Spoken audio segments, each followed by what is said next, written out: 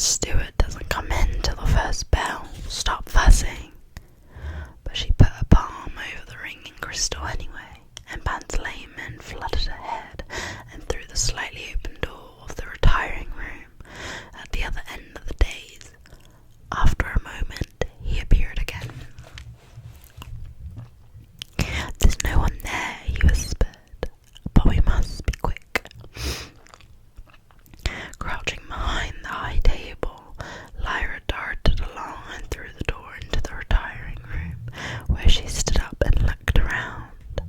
The only light in here came from the fireplace, where a bright blaze of logs settled slightly as she looked, sending a fountain of sparks up into the chimney. She had lived most of her life in the college, but had never seen the retiring room before. Only scholars and their guests were allowed in here, and never females. Even the maid servants didn't clean in here. That was the butler's job alone.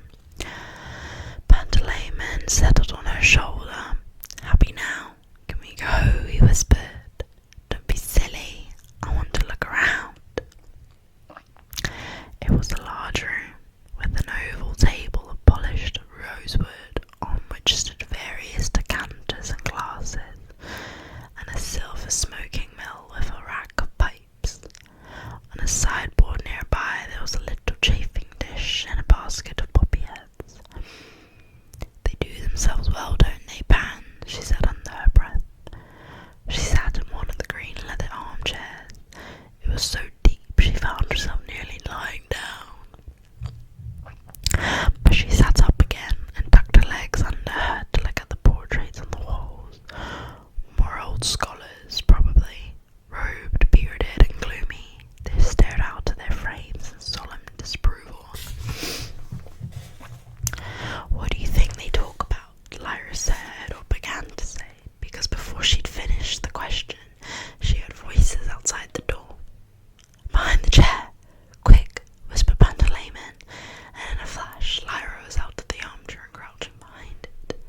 It wasn't the best one for hiding behind. She'd chosen one in the very centre of the room, and unless she kept very quiet.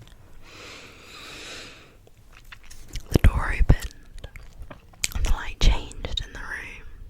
One of the incomers was carrying a lamp, which he put down on the sideboard. Lyra could see his legs, in their dark green trousers and shiny black shoes. It was a servant. Then a deep voice said, "Has Lord Asriel arrived yet?" It was the master. As Lyra held her breath, she saw the servant's demon, a dog like almost all servants' demons, trot in and sit quietly at his feet. And then the master's feet became visible too, in the shabby black shoes he always wore. I'm sorry everyone, reading made me a little bit sleepy. "No, master," said the butler. "No word from the arrow dog either. I expect he'll be hungry when he arrives. Show him straight into the hall, will you?" "Very good, master." "And you've decanted some of the special tokay for him?" "Yes, master, the 1898 as you ordered. His lordship is very partial to that, I remember." "Good. Now leave me, please. Do you need the lamp, master?" "Yes, leave that too. Look in Durrington and trim it, will you?" The butler bowed slightly and turned to leave, his demon trotting obediently after him. Sorry.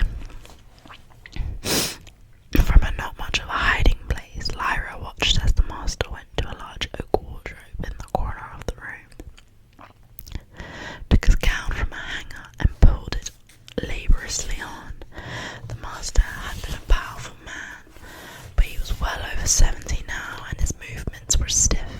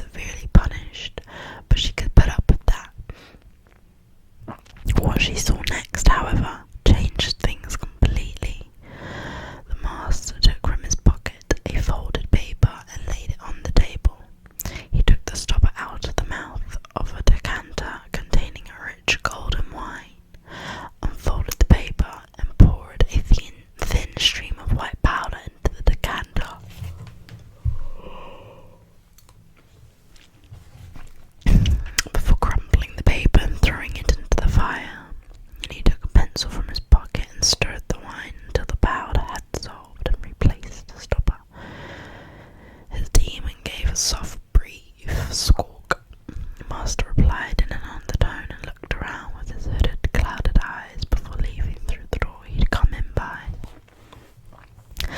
Lyra whispered, "Did you see that pan?"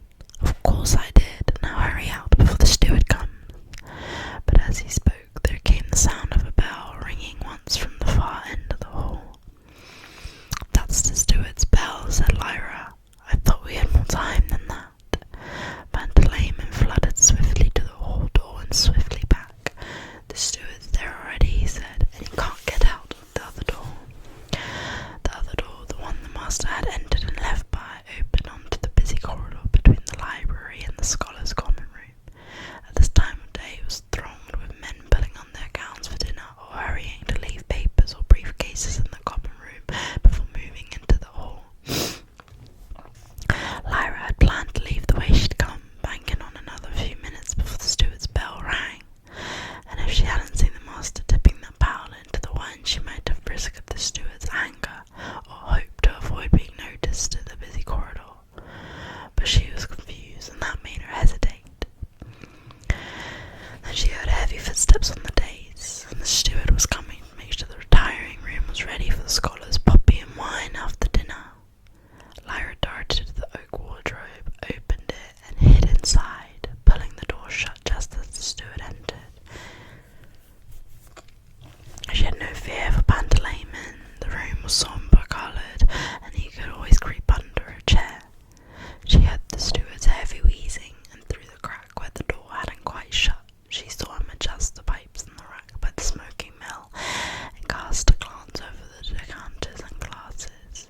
Then he smoothed the hair over his ears with both palms and said something to his demon.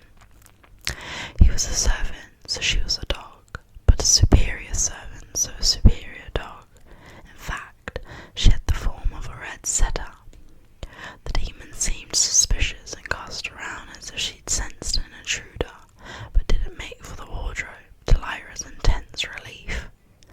Lyra was afraid of the steward, who had twice beaten her. Lyra heard a tiny whisper. Obviously Pantalaimon had squeezed in beside her. "We're going to have to stay here now."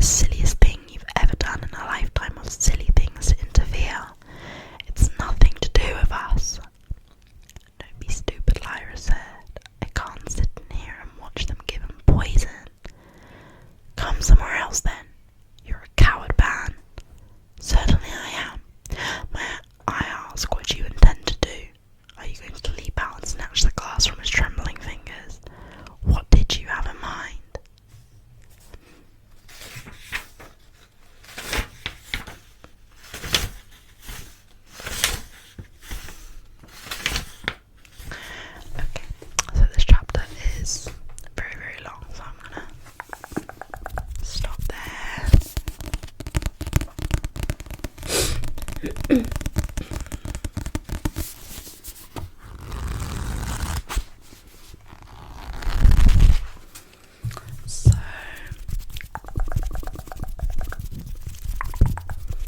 I hope that you enjoy that video, and that by now you've fallen fast asleep. And if not, you're nice and relaxed and you're about to close your eyes.